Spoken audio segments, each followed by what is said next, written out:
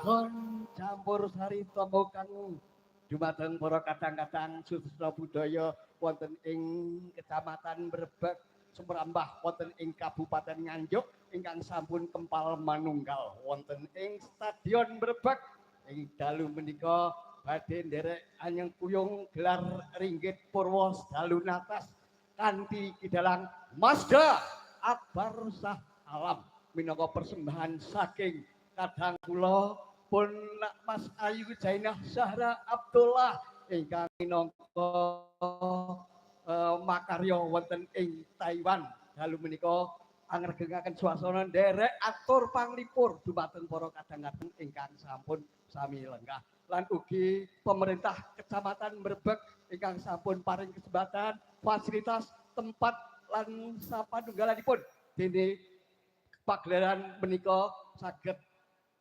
lumampah kanthi lancar kalis ing rubeda lan ugi sanggar seni Astabrata ingkang dalu menika ugi ingkang badhe nderek ngregengaken swasana lan ugi kawula aturaken dalu menika bintang tamu ingkang badhe nderek ngregengaken swasana dalu menika pun Mbak Ayu Elisa Orkalus Alaso saking tlatah Ngayogyakarta dalah Mas Gareng Jajak saking tlatah Purwodadi Jawa Tengah lan ugi dumateng para kadang-kadang masyarakat desa Brebek Sakupeng mliginipun lan ugi Sumrambah wonten ing Kabupaten Nganjuk dalu menika giaran ringgit Purwo kagelar kasiraken langsung lumantar live streaming channel YouTube Astabrata Media lan saderengipun gelar ringgit Purwo dalu natas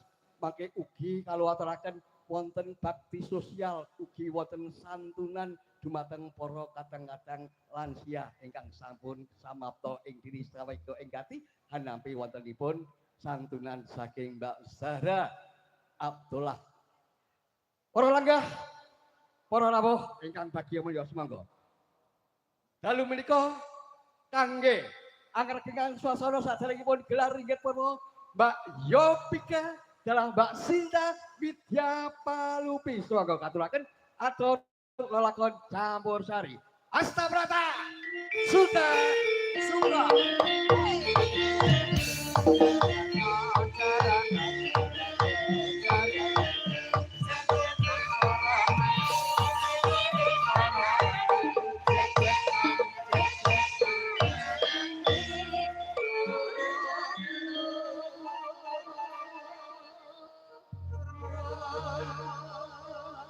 Mbak Sinta, Mbak Yopika, selamat malam. Selamat malam.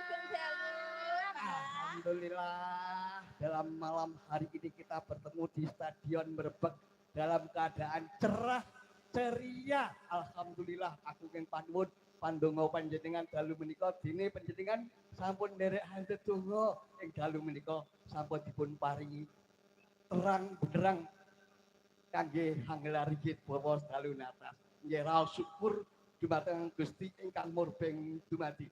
Dene dalu menika sampun kasembatan anglipur para kadang-kadang masyarakat Brebek. Mbak Sinta? Nggih Pak bisa. Mbak Yopika? Nggih Pak bisa. Siap nggih? Siap. Monggo Asta